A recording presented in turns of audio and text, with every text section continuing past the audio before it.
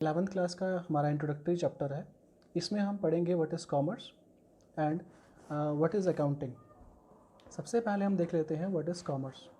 Commerce means it's an exchange of goods and services for money और in kind, usually on a large scale enough to require transportation from place to place और across city. अब जैसे commerce है, आप सभी जैसे class 10th से class 11th में अपग्रेड हुए हो, तो एकदम से न्यू सब्जेक्ट है, न्यू स्ट्रीम है। तो सबसे पहले तो हमें समझना पड़ेगा कि व्हाट इज़ कॉमर्स। कॉमर्स क्या है? कॉमर्स मीन्स जब कभी भी हम दो या दो से ज़्यादा चीज़ों का एक्सचेंज करेंगे on a large scale between person to person, between form to form, उसको हम कॉमर्स कहेंगे। और जब कभी यही चीज़ इंडिविजुअल स्केल पे, यानी कि सपोज़ मैंने 10 रुपये की कोई चीज़ लेकर तुम्हें एक्सचेंज कर दी तुम्हारे साथ, तो ये ट्रांजैक्शन कहलाएगी। ट्रांजैक्शन एक अकाउंटिंग टर्म है जो हम आने वाले टॉपिक्स में आगे स्टडी करेंगे। अब हम देखते हैं व्हाट इज़ अकाउंटिंग। अकाउंटिंग क्या है? अकाउंटिंग जस्ट एक सब्जेक्ट नहीं है। अकाउंटिंग जो है एक आर्ट है। एक आर्ट कैसा आर्ट है? It is an art of recording, classifying and summarizing in a significant manner and in terms of money. मतलब अकाउंटिंग एक ऐसा आर्ट है जब कभी भी हम कुछ भी परचेज़ करते हैं, कुछ भी पैसे के टर्म्स में, उसको सबसे पहले आप कहीं रिकॉर्ड करोगे। जैसे सपोज़ आपको कोई चीज़ बाज़ार से परचेज़ करके लाते हो, सबसे पहले आप उसका हिसाब रखते हो। अकाउंटिंग हम डेली बेसिस पे अपने घर पे हर रोज़ करते हैं, लेकिन हमें आज तक पता नहीं था कि उसको अकाउंटिंग बोला जाता है। तो accounting is a proper subject जिसको हम अभी पढ़ेंगे। इसमें हम क्या करेंगे? इसमें हम रिकॉर्ड करेंगे चीज़ों को, क्लासीफाई करेंगे। क्लासीफाई मीन्स अगर सपोज़ आप बहुत सारी चीज़ें परचेज़ करके लाते हो मार्केट से, तो उसको आप क्लासीफाई करोगे। सपोज़ इसमें वेजिटेबल्स कितने की आई, फ्रूट कितने का आया, क्लॉथ्स कितने का आए, और अदर कमोडिटीज़ यानी कि सामान कितने का आया। And then you have to summarize the topics, summarize the commodities. अब समराइज़ करने का मतलब कि उसको आप कट शॉर्ट करते हो, कि उसमें से वो आप चंक ऑफ द इन्फॉर्मेशन निकाल लेते हो जो आपको ज़रूरी है, जो आपको काम आने वाली है। जो या फिर सपोज़ आपके पेरेंट्स ने आपको कुछ पैसे देकर भेजा हुआ है, तो आप उतनी ही इन्फॉर्मेशन उनको दोगे जो उन्होंने आपसे मांगी होगी, तो वो आप समराइजिंग उसको बोल सकते हो। अब हम देखते हैं कि ऐसे कौन से अकाउंटिंग एस्पेक्ट्स हैं जिसको हम जिस पे अकाउंटिंग बेस्ड होती है। जिसमें सबसे पहला नाम आ जाता है इकोनॉमिक इवेंट्स। इकोनॉमिक इवेंट्स क्या होते हैं? इकोनॉमिक मीन्स हर वो चीज़ जो इसमें किसी भी तरीके से पैसे का इन्वॉल्वमेंट होता है। यानी कि जैसे सपोज़, जैसे यहाँ पे मैंने एग्जांपल्स मेंशन की हुई हैं कि all those monetary transactions. Monetary means पैसे के बेसिस पे कुछ ट्रांजेक्शन्स, कुछ लेन देन अगर आपने किया है, तो उसको हम मॉनेटरी ट्रांजेक्शन्स बोलेंगे। इसमें क्या आ जाता है? Suppose you are purchasing a new machinery, transportation, machine installation on site etc. यानी कि अगर आप कोई भी चीज़ परचेज करते हो जिसका पैसे के टर्म्स में कुछ वैल्यूएशन है, तो उसको इकोनॉमिक इवेंट्स बोला जाएगा और उसकी अकाउंटिंग हमें करनी पड़ेगी। Second is identification, measurement, recording and communication. मतलब कि आप चीज़ों को आइडेंटिफाई करोगे, उसको मेज़र करोगे। सपोज़ कि आपने बाज़ार से कोई चीज़ लाई है, तो उसको आप आइडेंटिफाई करोगे कि इसकी एक्चुअल पैसे की वैल्यू कितनी है, और मेज़रमेंट करोगे। मेज़रमेंट एक कॉमन आपके पास एक मेज़रमेंट एक इंडिविजुअल, सपोज़ जैसे आप केजीज़ में, ग्राम्स में, डॉलर्स में, रुपीज़ में मेज़रमेंट करते हो, वो आपके पास एक मेज़रमेंट एक टूल होता है। ठीक है।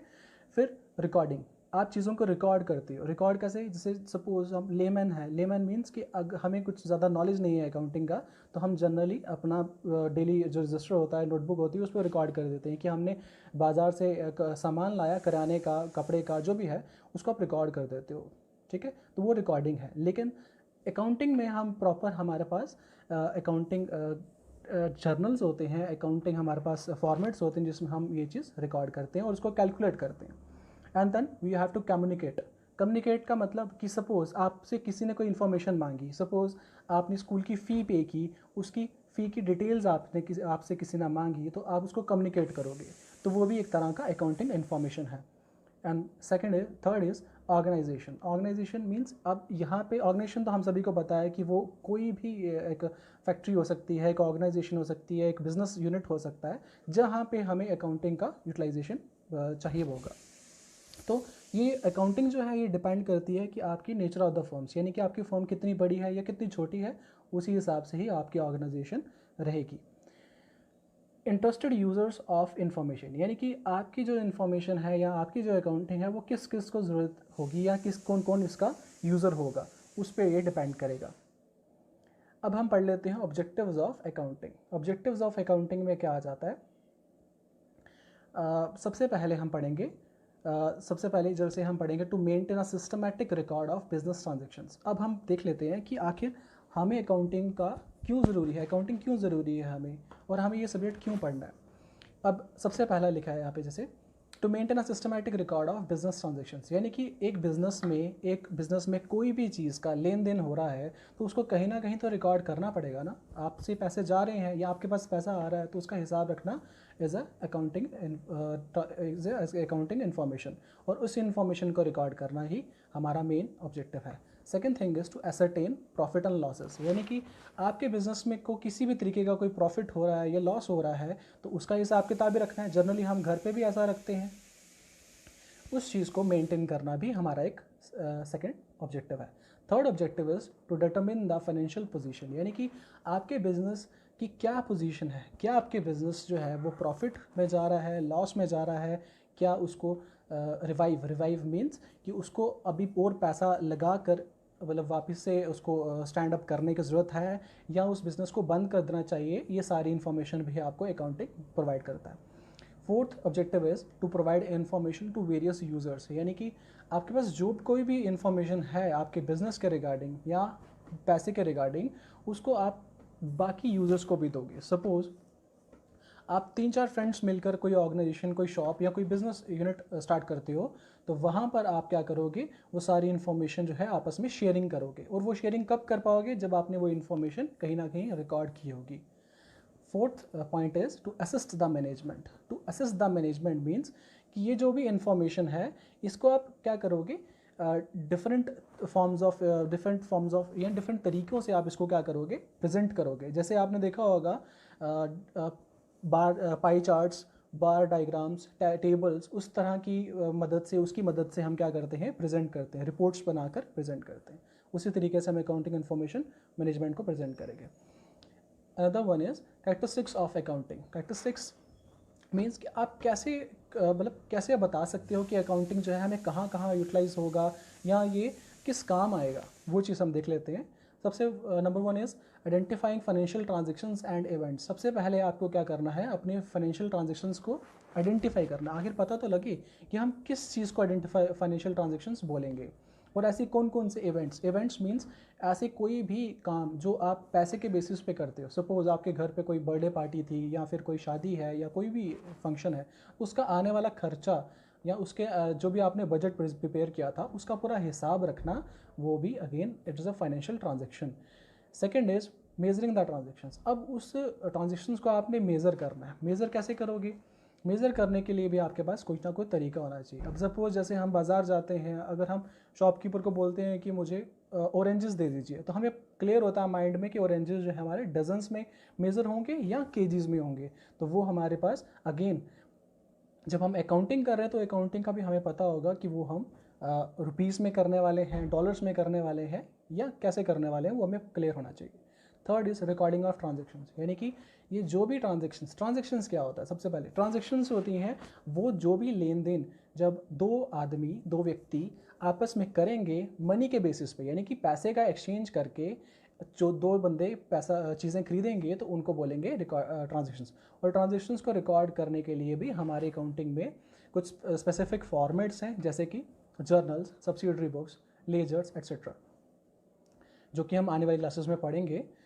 Fourth one is classifying the transactions. अब क्लासीफाइंग द ट्रांजेक्शन्स में हमें क्या देखना है कि हम ये जो ट्रांजेक्शन्स जो हम बाज़ार से कुछ भी सामान परचेज़ कर रहे हैं उसको कैसे समराइज़ करेंगे, कैसे उसको क्लासीफाई करेंगे, ये हम इसमें सीखेंगे।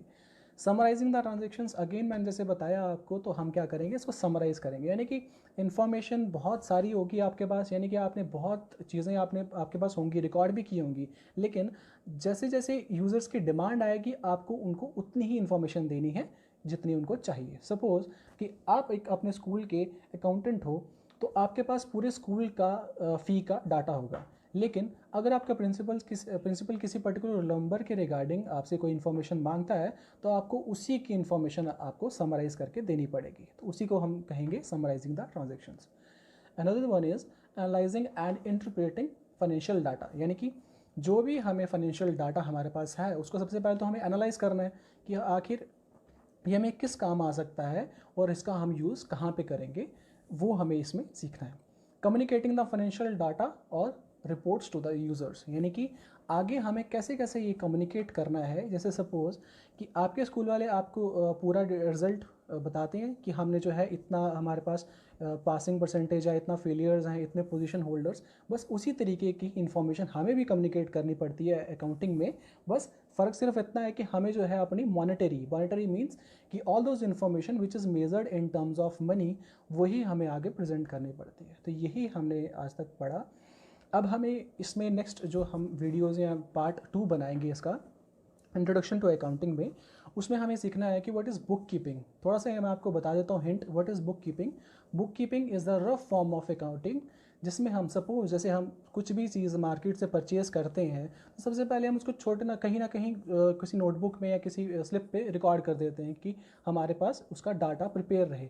लेकिन वो इन्फॉर्मेशन बहुत ही ऐसे रफ फॉर्म में होती है। क्यों? क्योंकि उसमें मल्टीपल इन्फॉर्मेशन होती है। उस पर हमें, अगर हम किसी से कैश पे परचेज़ किया है वो भी होगा, किसी से उधार पे सामान लाए हैं वो भी होगा, कुछ अपना होगा या कुछ रिलेटिव्स का लाए होंगे, वो भी इन्फॉर्मेशन उसी में होगी।